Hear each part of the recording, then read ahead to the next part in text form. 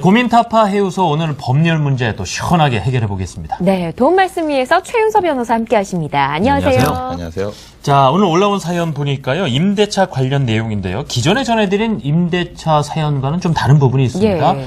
자세히 그 사례 전해드리겠습니다. 자, 저는 2011년 1월 1일 서울 신림동에 있는 A 소유의 상가 1층을 보증금 3천만 원, 월세 200만 원, 계약 기간 2년으로 들어갔습니다.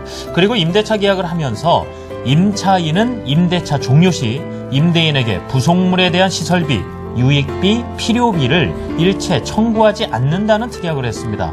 그 후 설렁탕집을 운영하면서 임대인 A의 동의를 얻어 1,000만 원을 들여 2평을 증축했고 창틀 공사와 유리 출입문 공사를 하느라 1,000만 원, 또 천장의 비과세 보수 공사를 하느라 200만 원을 썼습니다.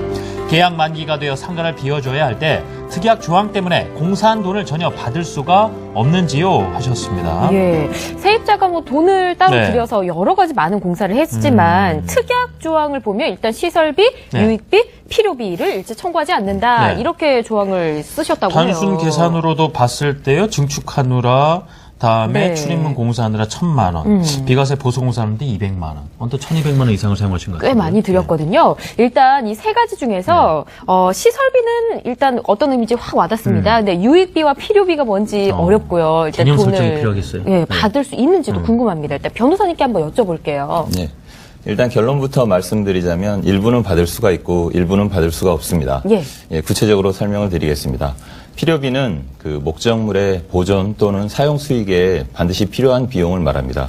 이 사안에서 만약에 비가 온다면 그 영업을 할 수가 없겠죠. 네. 이런 비용, 그래서 비가 새는 부분을 수선한 이런 비용이 바로 필요비에 해당됩니다. 예. 그런데 이 필요비는 건축주에게 바로 청구할 수가 있을까요? 아니면 임대차 계약 종료 시를 기다려서 청구할 수가 있을까요? 글쎄요. 저희가 그간 임대차 관련 어떤 고민들 풀어드릴 때요.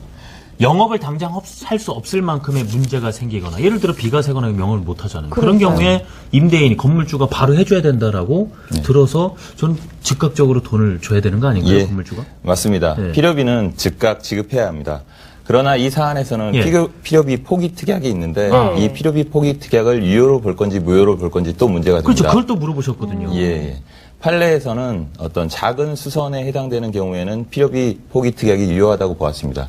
이 사안은 비가 새는 정도고 이 정도의 사안은 작은 사안으로 보아서 이 필요비 포기 특약이 유효합니다. 특약이 유효하다라는 말씀은 즉 네. 받을 수 없다라는 얘기네요. 맞습니다.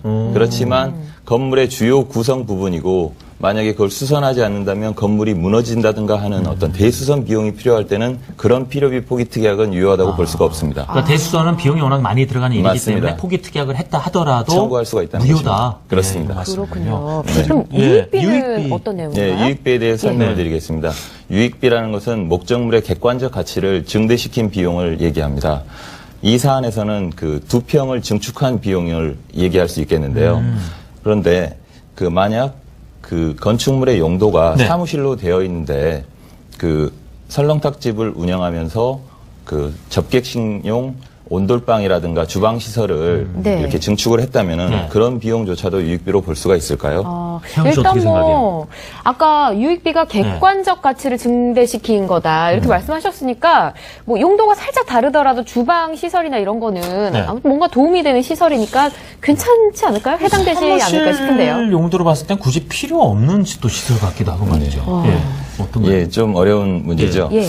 그 목적물의 객관적 가치 증대가 됐느냐 안 됐느냐를 살펴보기 위해서는 건축물 대장상의 용도란을 살펴봐야 됩니다. 그 용도란에 보면 사무실이라든가 일반 음식점으로 기재가 되어 있거든요. 네. 그래서 그 사안에 따라서 건축물 대장상에 사무실로 되어 있는데 이 새로 들어온 세입자께서 주방시설이라든가 뭐 온돌방을 갖춘다고 하더라도 사무실 용도의 어떤 객관적 가치 증대를 한 것이라고는 보기가 어렵기 때문에 그렇군요. 그런 경우에는 유익비로 보기가 어렵습니다. 예. 그럼 유익비는 공사 직후에 바로 청구를 할 수가 있을까요? 아니면 임대차 계약 종료 시까지 기다려서 청구를 할 수 있을까요? 아이, 더 어려운 문제인데 그냥 직접 답을 좀 주시면 안 될까요? 알겠습니다. 예.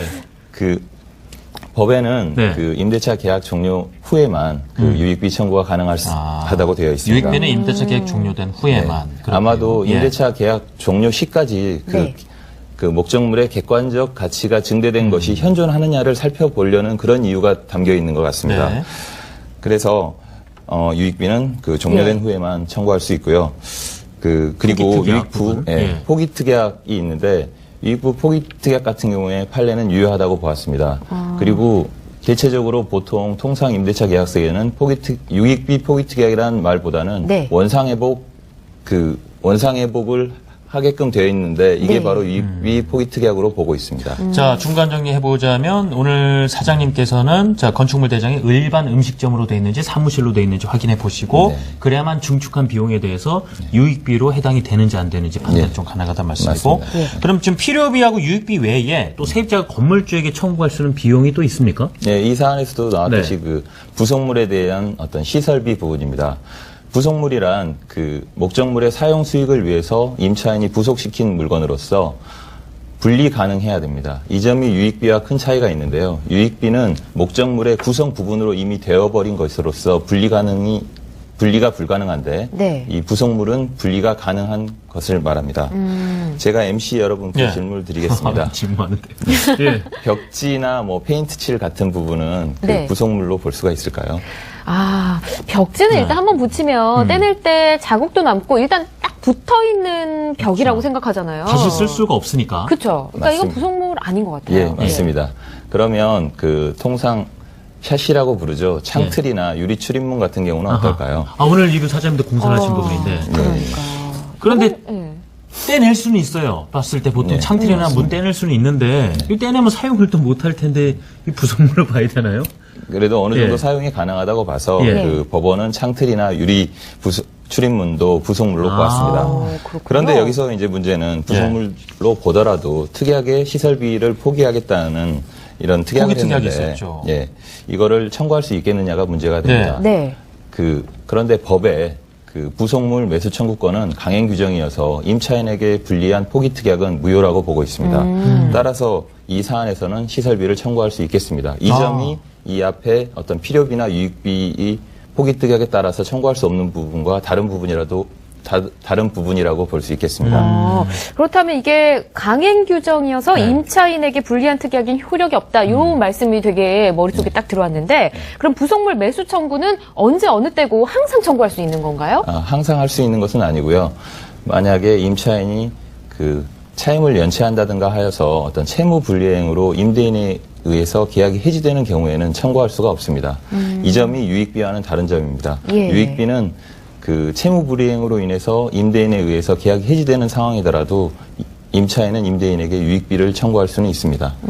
그렇군요. 그렇군요. 자, 이제 정리를 한번 해보겠습니다. 네. 제가 이분 같은 경우에 필요비, 유익비, 부속물 다 해당되는 내용이 있었어요. 네. 그래서 천장 보수 비용 200만 원 필요비로 들어가긴 하나 네. 포기 특약이 있기 때문에 이 부분은 돌려받을 수 없고요. 맞습니다. 그렇고요. 유익비 부분 그 두 평 중축한 부분인데 용도가 어떻게 되느냐에 따라서 받을 수도 있고 못 받을 수도 있고 확인을 해보셔야 확인해야 되겠고요. 그다음에 부속물 같은 경우에 이제 하느라고 뭐 증축 비용에다가 창틀 뭐 유리문 해가지고 1,000만 원 들어갔다고 했으니까 네.